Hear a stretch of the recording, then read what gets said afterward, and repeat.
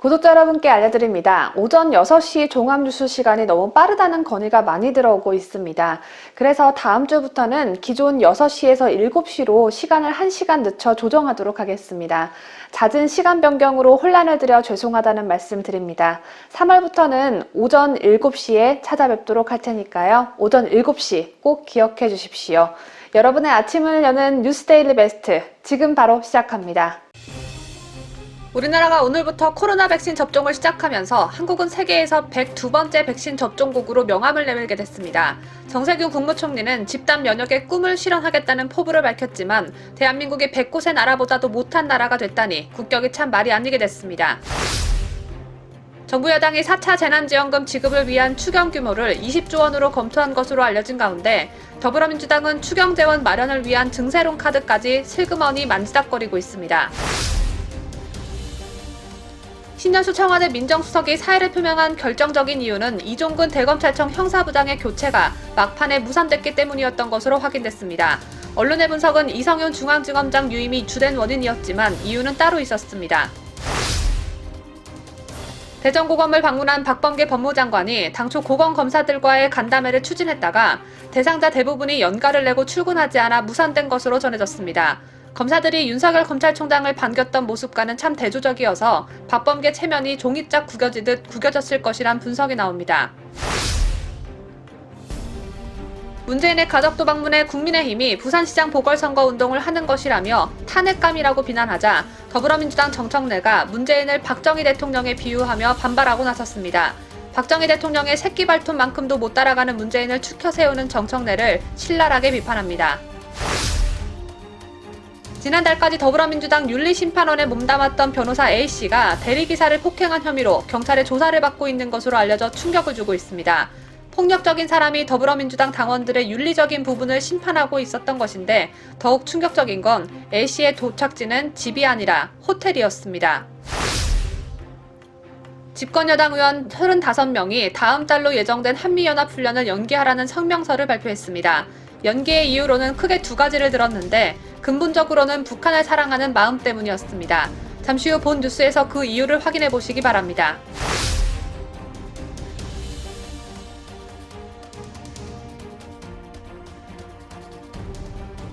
시청자 여러분 안녕하십니까? 뉴스데일리 베스트 민앵커입니다. 드디어 우리나라도 코로나 백신 접종을 오늘부터 시작하게 됩니다. 코로나 백신에 큰 기대를 갖는 건 지금으로선 코로나 팬데믹을 막는 가장 빠르고 효과적인 방법이기 때문이죠. 실제 코로나19 백신 접종이 늘면서 선진국 중심으로 진정세가 뚜렷해지고 있습니다. 백신 접종률이 현재 11.9%인 미국의 하루 확진자는 1월 8일 30만 8,442명에서 이달 15일 5만 2,785명으로 눈에 띄게 감소했고 인구의 43.7%가 백신을 접종받은 이스라엘은 봉쇄했던 쇼핑몰, 도서관, 박물관 문을 열기 시작하면서 일상을 되찾고 있습니다. 이런 걸 보면 참 부럽기도 하면서 백신 조기 조달에 실패한 정부가 참 원망스러운데요.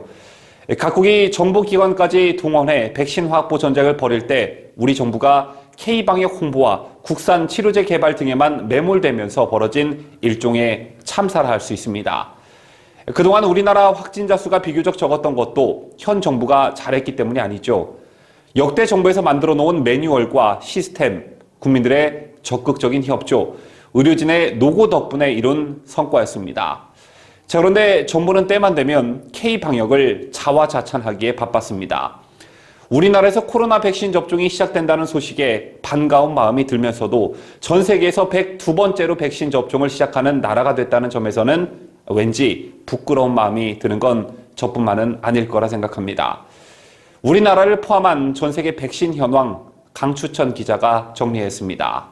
24일 영국 옥스퍼드대가 운영하는 국제 통계 사이트 아워월드인 데이터에 따르면 지난 22일 기준으로 전 세계 196국 중 코로나 백신 접종을 시작한 나라는 101국입니다. 오늘 국내에서 백신 접종이 시작되면 한국은 세계에서 102번째 이후로 백신 접종국에 이름을 올리게 되는 셈입니다. 사이트에 따르면 백신을 맞은 사람이 가장 많은 나라는 미국 6,418만 명이었습니다. 그 다음으로 중국 4,052만 명과 영국 1,835만 명, 인도 1,142만 명이 뒤를 이었습니다. 이스라엘 87%와 아랍에미리트 56%는 주요국 중 백신 접종률이 가장 높은 반면 아직 백신 접종이 시작되지 않은 나라는 한국을 비롯해 몽고, 태국, 베트남, 라오스, 아프가니스탄, 우크라이나 등이었습니다. 또한 아프리카에선 대부분 국가가 백신 접종을 시작하지 않았고 모로코와 알제리, 이집트, 남아공 등에서 접종이 시작됐습니다. 질병청은 백신 접종을 완료한 사람에게 홈페이지에서 예방접종 증명서를 발급할 예정입니다. 다만 접종 증명서를 발급받아도 집합 금지 조치가 면제되는 등 방역상 혜택은 주어지지 않는데 백신을 맞지 못하는 임신부, 18세 이하 청소년 등에 대한 차별이 될 수 있다는 이유에서입니다. 또한 접종 이후 부작용이 발생했다면 보건소에 신고해 국가보상 절차를 밟을 수 있습니다. 이날 공개된 피해보상 제도안에 따르면 백신 접종으로 인해 사망할 경우 일시보상금은 약 4억 3천만 원입니다. 자유대한민국을 수호하는 유대배 강추천입니다. 정부 여당이 4차 재난지원금 지급을 위한 추경 규모를 20조 원으로 검토한 것으로 알려졌죠. 물론 장기화되고 있는 코로나 팬데믹으로 삶이 핍박해진 국민들에게는 단비 같은 소식이겠지만 나라 재정을 걱정하지 않을 수 없는 상황입니다. 4차 재난지원금을 피해 계층의 한정에 최대 500만 원까지 지급한다는 기재부 계획에만 필요한 금액이 6조 2천억 원입니다. 여기에 문재인이 당 지도부를 만나 언급한 전국민 위로금과 이낙연 대표가 약속한 상병수당 확대까지 감안하면 올 한 해 추가로 필요한 예산만 수십조 원이 넘습니다. 이렇게 더 이상 재정 지출을 감당할 수 없게 되자 여당 일각에서 세금을 올리자는 증세론이 나오기 시작했습니다.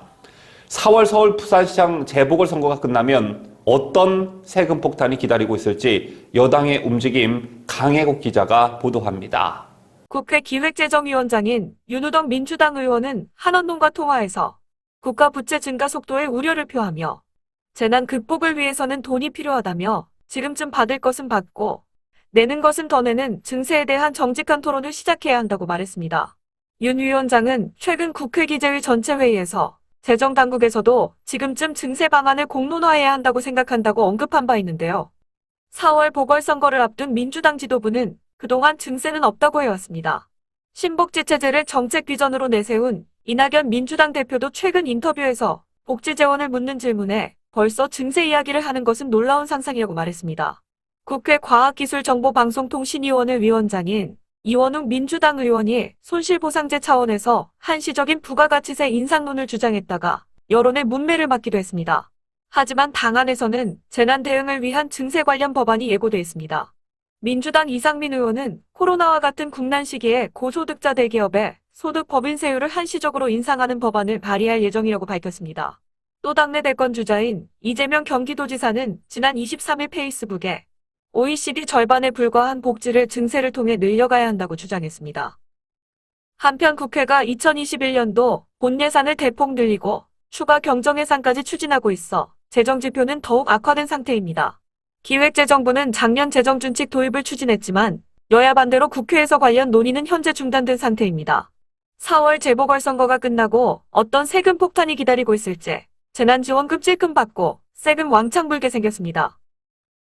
자유대한민국을 수호하는 뉴스데일리 베스트 강혜국입니다. 청와대는 신현수 민정수석 사태 파문이 일단락됐다고 했는데 엊그제 국회에 출석한 유영민 대통령 비서실장은 신수석의 사표가 수리될 수 있을 것이라고 했습니다. 신수석을 내보낼 것인지 문재인의 판단이 아직 끝나지 않았다는 뜻입니다. 결국 이번 사태가 대통령 레임덕으로 해석되는 것을 피하기 위해 일단 봉합해 놓기는 했는데 뭔가 말 못할 속사정이 있다는 뜻이겠죠. 이번 사태를 언론에서 분석할 때 신수석이 사의를 결정한 결정적 이유는 이성윤 중앙지검장의 유임이었습니다. 그런데 신현수 청와대 민정수석이 사의를 표명한 건 지난 7일 검찰 고위간부급 인사에서 이종근 대검찰청 형사부장의 교체가 막판에 무산된 게 결정적이었던 것으로 확인됐습니다. 이 부장은 이른바 추미애 라인 핵심으로 대검 참모이면서도 윤석열 검찰총장 징계 과정에 관여했다고 지목된 인물입니다. 또 법무부에서 윤 총장 징계 실무를 주도했고 윤 총장에게 유리한 보고서 내용을 삭제하도록 지시했다는 박은정 감찰 담당관의 남편이기도 하죠. 왜 신수석이 이종근의 교체를 원했고 그 과정에서 도대체 무슨 일이 있었는지 이 소식은 강추천 기자가 상세히 보도합니다. 국내 한 언론의 단독 보도에 따르면 신현수 수석은 이종근 부장의 교체를 추진하고 문재인에게 허락을 받았지만 박범계 법무부 장관이 신 수석과 상의 없이 이 부장을 유임시키면서 사의를 결심하게 된 것으로 전해집니다. 사정을 잘 아는 신 수석의 측근은 이종근 부장 교체는 신 수석이 대통령에게도 보고를 하고 허락을 받았던 사안이었는데 박 장관이 막판에 상의 없이 유임을 밀어붙였던 것으로 안다며 인사는 서로 주고받는 과정인데 대통령과도 상의가 된 안에 대해 민정수석을 건너뛰고 기습적으로 다른 안을 발표하자 회의를 느낀 것이라고 말했습니다. 이 부장은 이른바 추미애 라인 핵심으로 대검 참모이면서도 윤석열 검찰총장 징계 과정에 관여했다고 지목된 인물입니다. 그는 법무부에서 윤 총장 징계 실무를 주도하고 윤 총장에게 유리한 보고서 내용을 삭제하도록 지시했다는 박은정 감찰 담당관의 남편이기도 한데요. 특히 이용구 법무부 차관이 지난해 12월 윤 총장 징계위원회를 앞두고 텔레그램 채팅방에서 이종근투라는 인물과 윤 총장에 대해 은밀히 대화하는 것이 카메라에 포착돼 논란의 중심에 서기도 했습니다. 신 수석은 대검과의 조율 끝에 이 부장 교체에 대해 문재인에게 보고에 허락을 받았지만 박 장관이 막판에 자신을 건너뛰고 유임시키자 본질적인 회의를 느낀 것으로 알려졌습니다. 결국 법무부는 이 부장을 유임시킴과 동시에 이성윤 서울중앙지검장을 유임하고 심재철 법무부 검찰국장을 남부지검장으로 영전하는 내용의 인사를 발표했습니다. 자유대한민국을 수호하는 유대배, 강추천입니다. 지난 24일이었죠. 박범계가 꼴에 법무부 장관이라고 대전고검을 방문했습니다. 월성원전 수사를 맡고 있는 대전지검은 오해의 소지가 있다며 대전고검을 방문한 것인데 그날 알려지지 않는 비하인드 스토리가 공개돼 국민들의 웃음을 자아내고 있습니다. 박범계 법무부 장관이 당초 고검 검사들과의 간담회를 추진했다가 대상자 대부분이 연가를 내고 출근하지 않아 무산된 것으로 전해졌습니다. 문재인의 레임덕보다 취임한 지 한 달도 안 된 박범계의 레임덕이 더 심각해 보입니다. 이 소식은 김자유 기자가 보도합니다. 법무부는 박 장관의 대전고검 방문 후 배포한 보도자료에서 박 장관은 대전고검을 방문해 강남일 대전고검장 및 고검 간부들과 약 1시간 동안 간담회를 가졌다고 밝혔습니다. 그런데 당초 법무부는 대전고검 검사들이 참여한 간담회를 준비했으나 해당 검사 대부분이 연가를 내는 바람의 고검 간부 간담회로 대체된 것으로 전해집니다. 대전고검은 강남일 고검장과 김서구 차장 직무대리 외에 6명의 고검 검사로 이루어져 있습니다. 이날 박 장관과의 간담회에는 강 고검장, 김 차장 직무대리, 양석조 기획검사 정도가 참석했으며 나머지 5명 중 대부분이 불참했다고 합니다. 한 법조인은 행사에 빠질 수 없는 고검장 등만 참석하고 나머지 고검검사 대부분이 같은 날 휴가를 쓴 게 우연에 일치겠느냐면서 박 장관을 상대로 무언의 항의를 한 것이라고 말했습니다. 한편 간담회에선 박 장관이 국회에서 검찰 인사 관련 언론 보도를 가리켜 범죄 행위라고 발언한 것도 도마에 올랐습니다. 참석한 기자로부터 범죄 행위라고 한 것에 법적 근거가 무엇인지 말해달라는 질문이 나오자 박 장관은 피의사실 공표죄가 있고 정확한 명칭이 피의사건, 형사사건 공개 금지 원칙이라고 답했습니다. 동문서답을 한 것인데요. 이후 인사가 형사사건과 관련 있다는 것인가는 등의 후속 질문이 이어지자 박 장관은 이 정도에서 그만하자고 말을 잘랐습니다. 때문에 당초 40분간 예정됐던 이날 간담회는 30분 만에 끝났습니다. 자유대한민국을 수호하는 유대배 강추천입니다.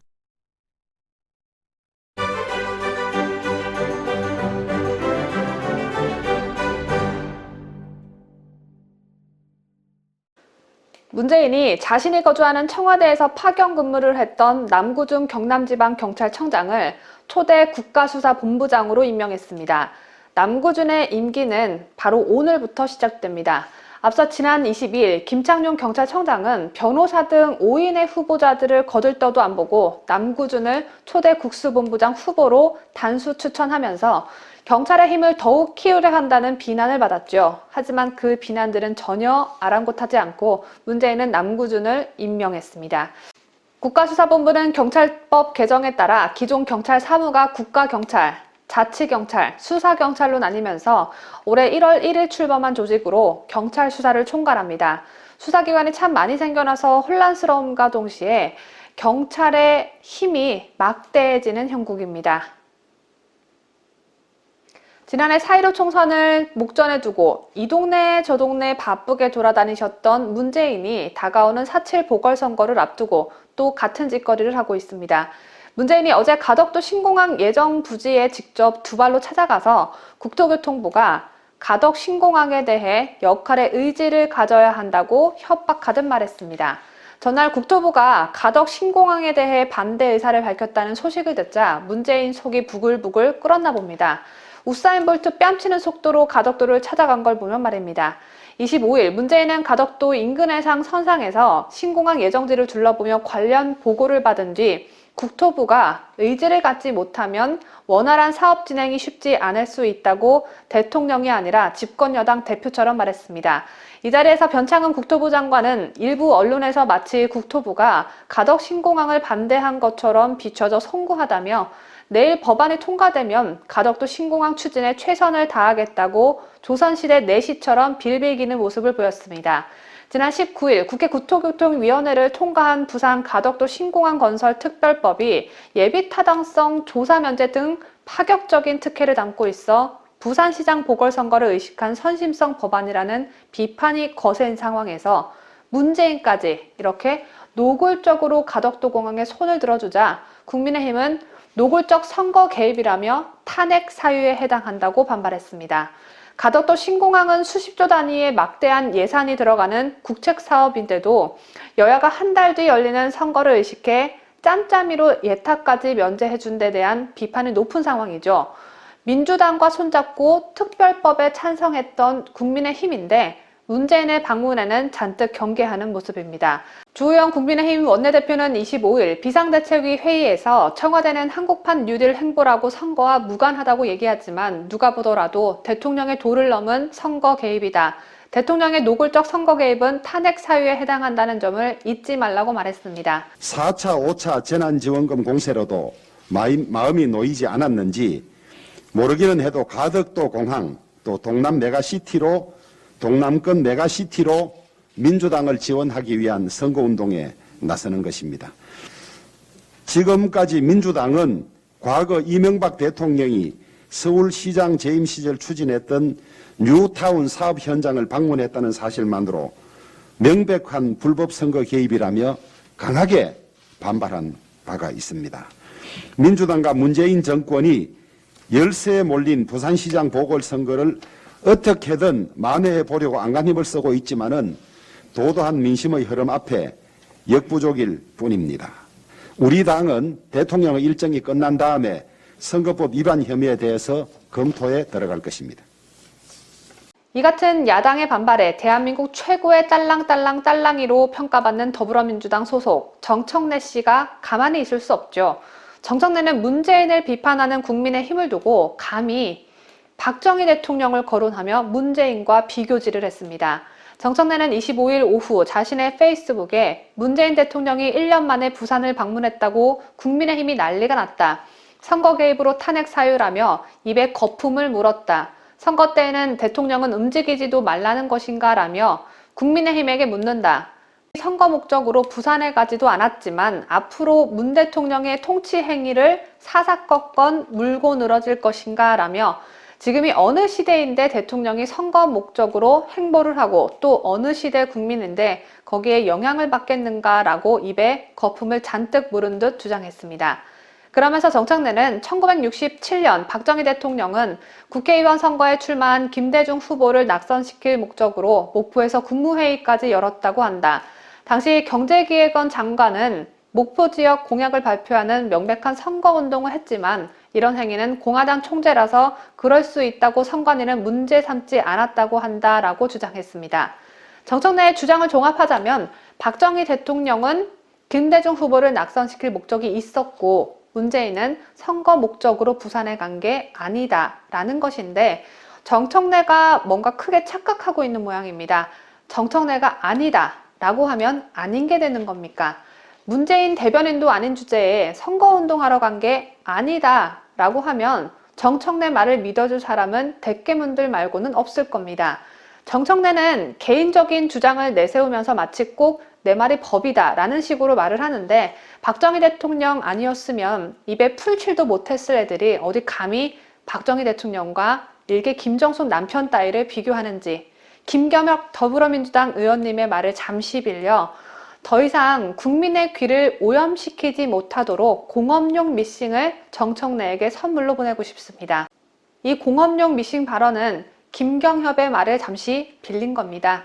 정청래는 또 이렇게 말하기도 했습니다. 문재인은 박정희가 아니다. 민주당은 공화당이 아니다. 아니 누가 문재인이 박정희라고 했습니까? 문재인이 박정희 대통령이었다면 나라 경제를 이렇게 말아먹지 않았겠죠.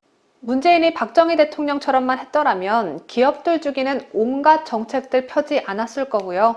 집값 올리면서 국민들 힘들게 하지 않았을 거고요. 그래서 자살률과 아동학대율도 낮아졌을 거고요. 동시에 결혼율과 출산율은 높아졌을 겁니다. 또 중국산 태양광 패널 깐답시고 나무 깎아내서 홍수 피해 키우지 않았을 거고요. 할 말이 너무 많아서 일일이 나열하기도 힘들 정도인데 문재인이 박정희가 아니라는 걸 우리 국민들은 매우 잘 알고 있으니까 정청래는 쓸데없는데 열내면서 문재인 감싸는 일 그만하고 서울시 마포구를 책임지고 있는 국회의원으로서 네 할 일이나 열심히 하길 바랍니다. 다음 소식으로 넘어갑니다.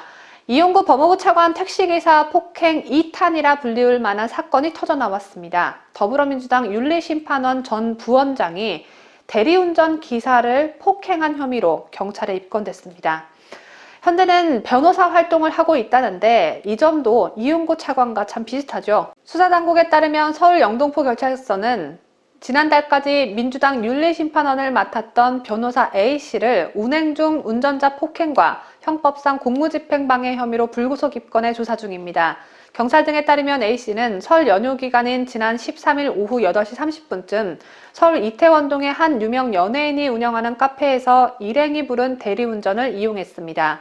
술에 만취한 상태였던 A씨의 목적지는 서울시 여의도의 한 호텔이었습니다. 집이 없었던 것일까요? 딴짓을 하려던 것이었을까요?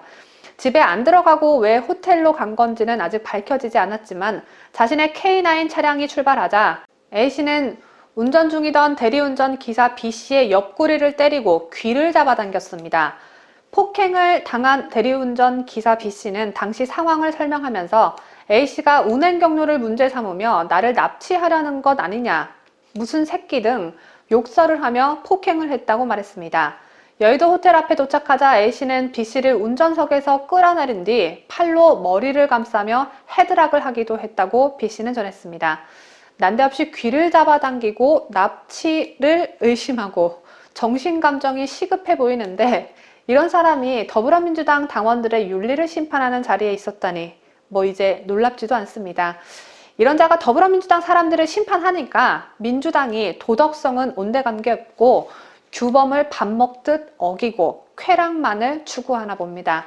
피해자 B씨 신고로 경찰이 도착하자 더불어민주당 전 윤리심판원 부원장 A씨는 도주하면서 쫓아오는 경찰과 몸싸움을 하고 연행 과정에서 경찰 차량을 발로 차기도 했습니다. 그래서 공무집행 방해 혐의도 함께 받고 있는데 심지어 경찰서에 도착해서는 경찰을 향해 내가 누군 줄 아냐? 너희 죽은 줄 알아라. 너 죽었어. 라며 지가 황제 폐하인 양 소리를 질렀다고 합니다. 그리고 또 나 변호사다 라고 10여 차례 말하기도 했다고 전해집니다. 대리기사를 아랫사람 취급하고 폭행한 주제에 변호사인 건 엄청 자랑스러웠나 봅니다. 영등포 경찰서는 차량 블랙박스와 CCTV 영상 등을 토대로 추가 조사를 한 뒤에 사건을 검찰에 송치할 예정입니다. 더불어민주당 전 윤리심판원 부원장에게 피해를 입은 대리기사 B씨는 중앙일보와의 통화에서 뒷좌석에서 아랫사람 대하듯 말하고 특히 귀를 잡아 당겼을 때는 너무 화가 나 청와대 국민청원 게시판에 글을 올릴까도 생각했다며 일단 경찰 수사 결과를 지켜볼 예정이라고 말했습니다.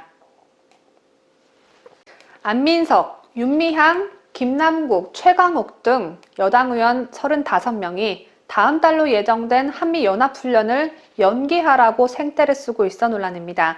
그냥 연기하라고 해도 논란이 될 텐데 얘네들은 한반도 평화와 북한 김정은이 반발하고 있다는 점을 이유로 들어 더욱 논란이 되고 있습니다. 국가의 안위와 우리 국민들의 안전보다 김정은 심기 살피는 일이 더욱 중요한가 봅니다. 얘네들은 25일 성명서까지 길게 써서 내는 부지런함을 선사했습니다. 성명서에는 우리 국방부는 종전에 실시해온 것처럼 방어적 성격의 연합주의 훈련이라고 설명하고 있지만 북한은 김정은 위원장까지 직접 나서 강력하게 반발하고 있고 심지어 올해 당 대회에서는 남북관계의 근본적 문제로 내세우고 있다고 이유를 설명했습니다. 이어 현재 한반도 정세는 남북 간, 북미 간 상호 불신의 벽이 매우 높아 한치 앞을 가능하기가 어렵다며 따라서 현 시점에서 한미연합군사훈련은 북측의 강경 대응을 유발하고 극단적인 외교 안보적 대립을 일으킬 수 있다고 주장했습니다. 얘네들은 한미연합훈련을 연기해야 하는 이유 중 하나로 코로나 방역을 거론하기도 했습니다. 이들은 성명에서 정부가 코로나 방역을 위해 5인 이상의 인원에 대한 집합금지 명령을 내리고 자영업자들의 영업도 제한하고 있는 이때 대규모 군사훈련을 강행하며 코로나 위기를 심화시킨다면 어느 국민이 정부의 방역 제한 조치에 따를 것인지도 매우 우려스럽다고 했습니다. 코로나 방역 때문에 한미연합훈련을 연기해야 한다면 대한민국의 모든 군인들은 훈련을 당장 멈추고 집에서 각자 놀고 먹기만 해야겠습니다. 북한인권재단은 지난 2016년 3월 제정된 북한인권법에 북한인권 실태조사 등 북한인권 증진과 관련된 연구와 정책개발 수행을 위해 설립하도록 규정되어 있습니다. 재단을 설립하려면 12명 이내 이사를 두도록 되어 있는데 통일부 장관이 2명, 여야가 각각 5명씩 추천하게 되어 있습니다. 그런데 이 간단한 절차를 두고 법 제정 후 5년 동안 이 북한인권재단이 구성되지 못하고 있는데요. 북한인권재단 이사 임명을 여당인 더불어민주당에 요구했지만 이를 묵살해왔기 때문이었습니다. 그러자 국민의힘이 지난 24일 북한인권법에 규정된 북한인권재단 구성을 위해 이사 5명을 단독 추천했습니다.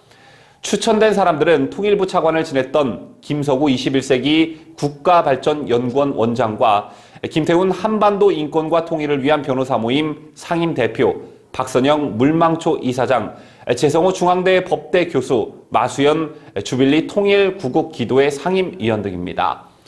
국회 외교통일위원회 간사인 국민의힘 김석기 의원은 국회의안과에 출천 서류를 접수한 뒤 통일부 장관이 전혀 의지가 없고 여당도 여당목 이사를 추천하지 않고 있는 상황에서 더 기다릴 수 없어 먼저 추천했다고 말했습니다.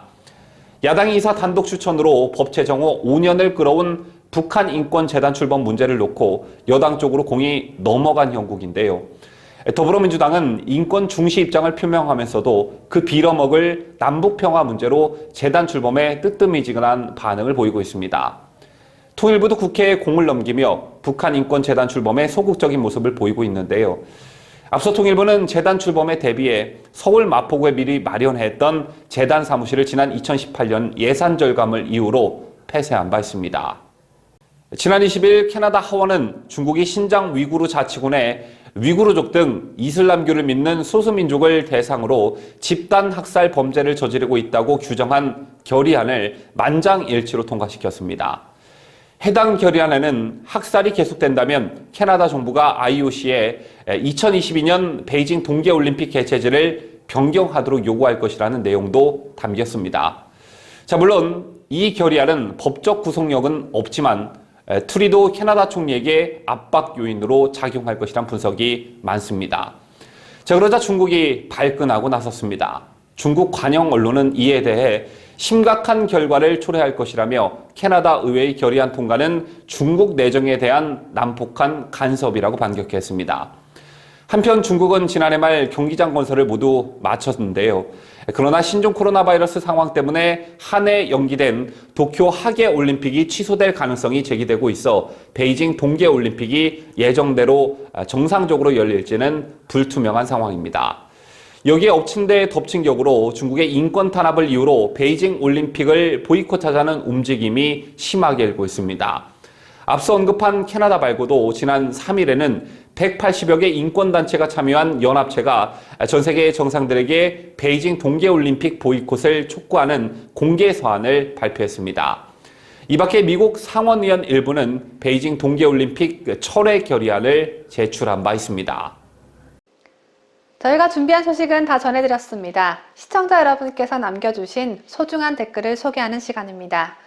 박성열님께서 남겨주신 댓글입니다. 요즘 귀신은 뭘 먹고 사냐? 삶은 소대가리 집단 잡아먹지 않고. 박살련님, 요즘 귀신들이 코로나에 걸릴까봐 외출을 자제하고 있나 봅니다. 하지만 지은재가 많은 삶은 소대가리는 매일 밤 꿈속에 귀신들이 출몰해서 밤잠을 설치고 있지 않을까요? 이형도님께서는 전문가를 존중하는 사회가 되어야 합니다. 라는 글을 남겨주셨습니다. 더불어민주당이 추진하고 있는 간호사 코로나 백신 접종권을 두고 하신 말씀 같은데요. 민주당은 지네들이 밀어붙이고 싶은 법안이 있다면 전문가이고 뭐고 안중에나 있겠습니까? 국민의 삶을 위해서가 아닌 개인적인 감정으로 법을 개정하고 검찰총장 탄핵까지 밀어붙였던 자들인데 더 말할 것도 없겠죠. 이수일님께서도 같은 주제의 말씀을 해주셨습니다. 남구가 한철 메뚜기 짓 그만해라. 낄 때 안 낄 때 다 끼네. 완장찬이 좋냐. 지들 맘대로 안 되면 법 개정해서 추진하고 니들 맘대로 법 만들어 휘두르니 니들 세상 다 된 것 같지. 딱 제가 하고 싶은 말을 해주셨네요. 최대집 의협회장과 싸우더니 갑자기 간호사에게 접종권을 주자는 이재명 주장을 지지하고 나서고, 김남국은 조국 수호대로 시작해서 문재인에게 아부떨고 국회의원 배지를 단 이력으로 밀어보아 앞으로 이재명의 지지율이 계속 높으면 또 이재명에게 달라붙는 간신배로서의 모범을 보여주지 않을까 예상됩니다. 2021년 2월 26일 금요일 오늘 뉴스 영상에도 여러분의 의견과 응원의 댓글 많이 남겨주시기 바랍니다. 지금까지 함께 해주신 여러분 대단히 고맙습니다. 뉴스데일리 베스트는 구독자 여러분의 소중한 구독료를 운영합니다. 여러분의 자발적 구독료 참여를 기다립니다.